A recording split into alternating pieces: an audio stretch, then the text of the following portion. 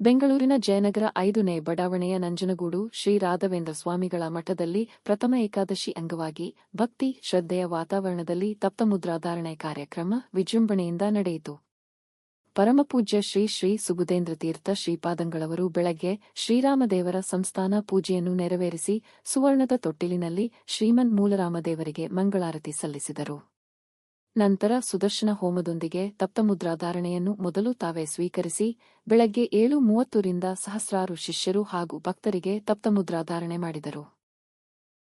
ಇದೇ ವೇಳೆ ನಾಡಿನ ಖ್ಯಾತ ವಿದ್ವಾಂಸರಿಂದ ಅಖಂಡ ಭಾಗವತ ಪ್ರವಚನಗಳು ಆಯೋಜಿಸಲಾಗಿತ್ತು. ಶ್ರೀಮಠದ ಹಿರಿಯ ವ್ಯವಸ್ಥಾಪಕರಾದ ಶ್ರೀ ಆರ್. ಕೆ.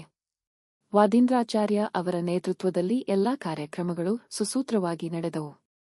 ಮುದ್ರಾಧಾರಣೆ ಸ್ವೀಕರಿಸಲು ಆಗಮಿಸಿದ್ದ ಶಿಷ್ಯರು ಹಾಗೂ ಭಕ್ತರಿಗೆ, ವಿಶೇಷವಾಗಿ ವಯೋವೃದ್ಧರು ಮತ್ತು ವಿಕಲಚೇತನರಿಗೆ ಪ್ರತ್ಯೇಕ ಹಾಗೂ ಅಚ್ಚುಕಟ್ಟಾದ ವ್ಯವಸ್ಥೆ ಕಲ್ಪಿಸಲಾಗಿತ್ತು. ಈ ವ್ಯವಸ್ಥೆಯನ್ನು ಮೆಚ್ಚಿದ ಭಕ್ತರು ಸಂತೋಷದಿಂದ ತಪ್ತಮುದ್ರಾಧಾರಣೆ ಸ್ವೀಕರಿಸಿ ಶ್ರೀ ಹರಿವಾಯುಗುರುಗಳ ಅನುಗ್ರಹಕ್ಕೆ ಪಾತ್ರರಾದರು.